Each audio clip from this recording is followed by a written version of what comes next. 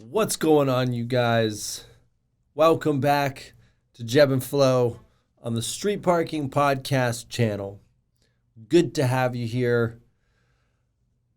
It's a beautiful day, and I'm excited about this topic because it's one that I feel like we all need to hear. We all need to think about, and a good portion of you will resist this right off the bat. But I'm just planting little seeds here, so hopefully those seeds might take root, might take a little while to grow, but the seeds will get planted. Let me start with a quote. If you seek tranquility, do less. Or, more accurately, do what's essential. Do less better. Because most of what we do or say is not essential. If you can eliminate it, you'll have more tranquility. But to eliminate the necessary actions, we need to eliminate unnecessary assumptions as well. So that was also from Marcus Aurelius, who just has such incredible wisdom. So I probably will be sharing a lot of his quotes because they're great. But I just love this idea of do less better. But Jeb, aren't you part of the whole street parking more than nothing thing? Aren't you on that bandwagon? Yes, I am. And I will probably forever be on that bandwagon because I believe in more than nothing. I believe in that mentality. It is possible to do less better and do more than nothing. So we don't need to get into an argument of semantics here, but just try to appreciate the spirit of both of those philosophies or ideas. Let me ask you this. Would you characterize your life, your day-to-day experience, as tranquil? Neither would I. There are moments of tranquility in there, and I find that the more moments of tranquility that I get in the day, the happier I generally am, the more peaceful I feel, the more relaxed I feel, the more I appreciate the things that are important in my life, like my personal relationships. So a little bit more tranquility can go a long way. It's funny because we live both in a world of more, but we also live in a world of convenience. So right now, I could pull out this device in my pocket, and within 2 hours, I could have pretty much anything that I wanted brought to my doorstep. I do a lot of online grocery shopping. I have a new baby. It's very hard to even get to the grocery store sometimes. And I can pull up Amazon and pop onto the Whole Foods store, and I can have them drive me over a bunch of groceries if I really need them to. It's amazing. It's scary because that then perpetuates this idea of more. The more convenient things become, the more easier it is to obtain them, the more we want them, the more we get them. We live in this world of more. We need to be more successful. We need to make more money. We need to buy more stuff. We need to spend more money. We need to be more fit and more thin and more beautiful and drive a nicer car, have a bigger house. It's all just more. And we have all of this convenience at our fingertips, things that save time. Now I don't need to drive to the grocery store even. I can just pop on my phone and just boop, boop, boop, and have my stuff brought to me. Well, that should free up a lot of time. Even just emails and stuff. Imagine, if you can, a world before email or before YouTube, where you could just go on and you could literally find a tutorial for just about anything. Where before that, you might have to go find somebody and you can't find them on the internet. Let's say this is pre-internet. You gotta open the phone book and start calling around and pay for a class that's taught to you by somebody who you can't go and see what kind of ratings or reviews they have. You don't actually know if they're a good teacher or not. So we have so much convenience at our fingertips, but I'll ask you another question. Are you less busy these days? Neither am I. The easier things become, the more busy we get. The more free time we're supposed to be making available, the more we fill it with unnecessary stuff. So, what really is essential? I know that for most of us in our jobs, we spend a good portion of time doing things that are boring, things that are easy, things that are well below our cognitive capability. Things that you could probably outsource. You could probably even program a computer to do this job for you. And it feels unnecessary. And I'm not saying that you should just stop doing that because maybe your job depends on it, but there's a way to maybe compress all that stuff into a smaller window so that you can have more of your day to do less better. I'm going to see if I can try to unpack that a little bit in a way that is efficient.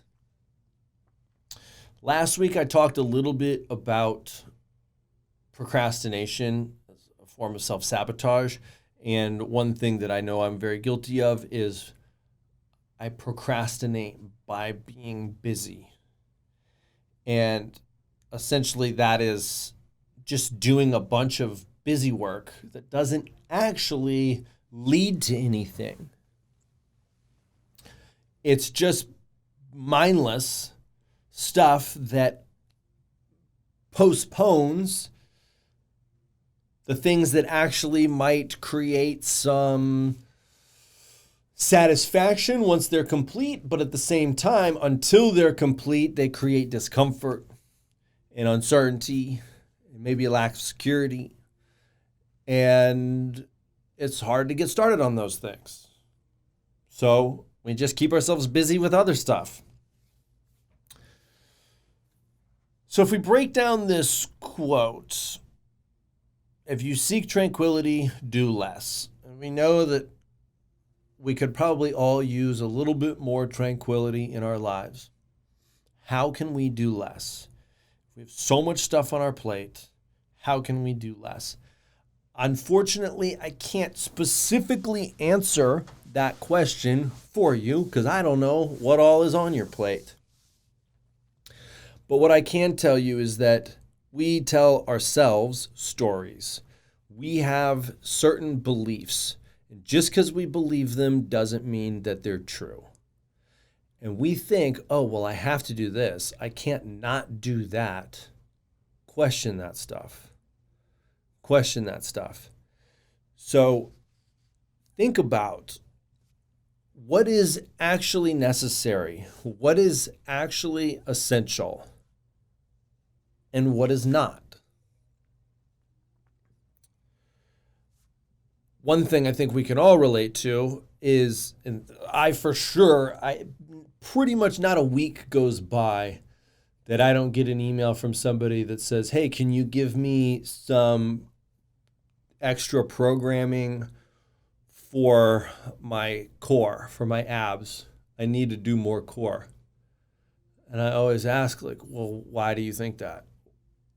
Are we doing the same program? Because I follow the street parking programming. And literally every day, my core is having to work like crazy to support the rest of my body, to support external loads, to support my spine. And then there's even days where there's targeted ab work like weighted sit-ups and toes to bars and things like that. So why do you think that you need more? It's this story that we tell ourselves. Oh, if I do more sit-ups, then I'm going to get a six-pack.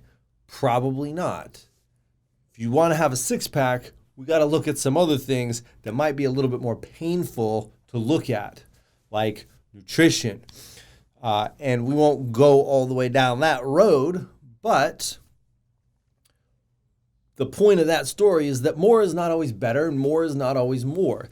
Doing a powerlifting workout before doing the street parking workout isn't necessarily going to make you more fit.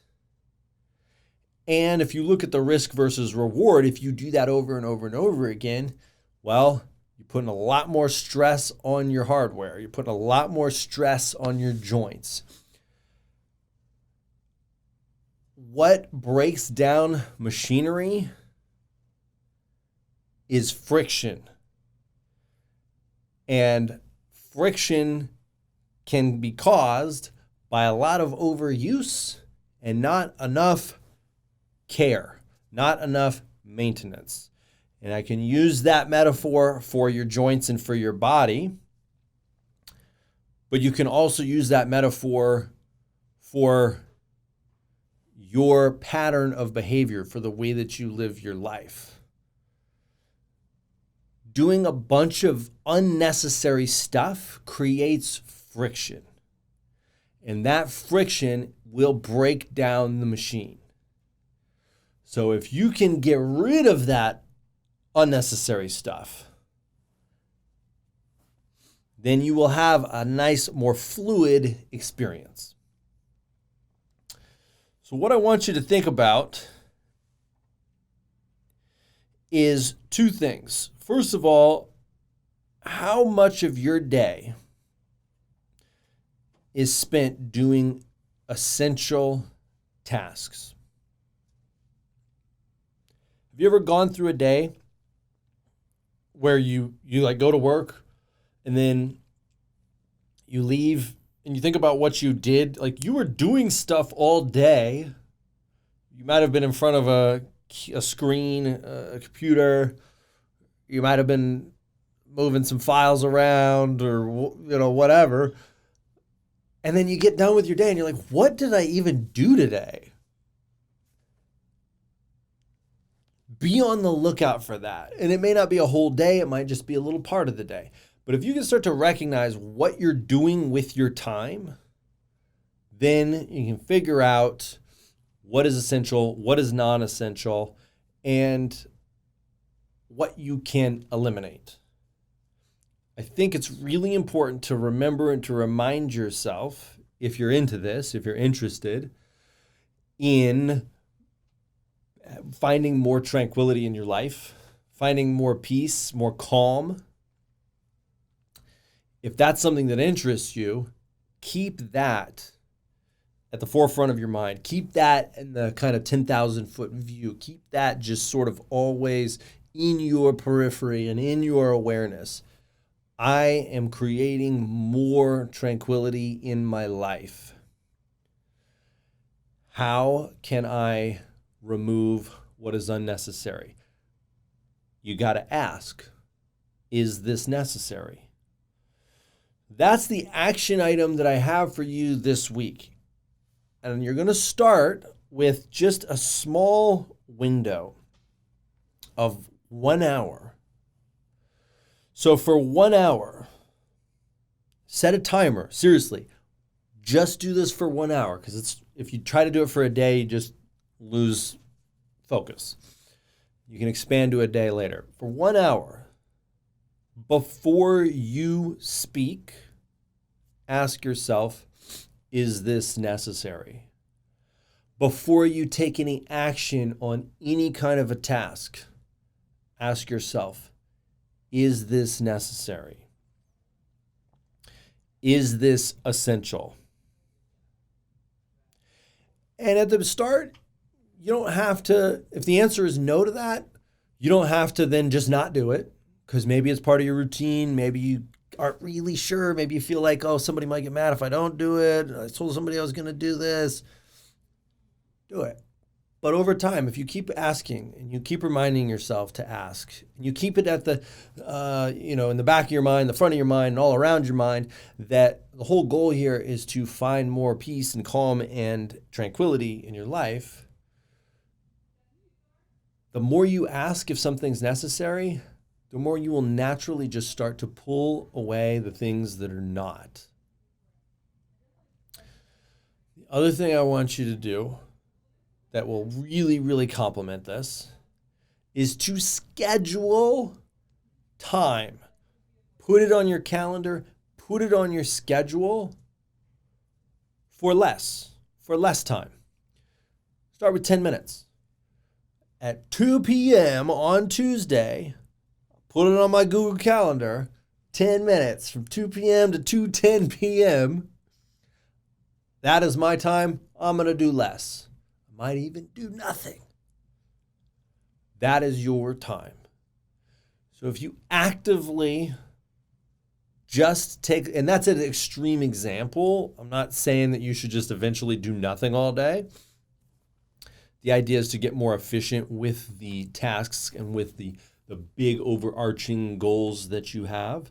But start with just carving out a little bit of time for you to not be doing busy, unnecessary, and non-essential things.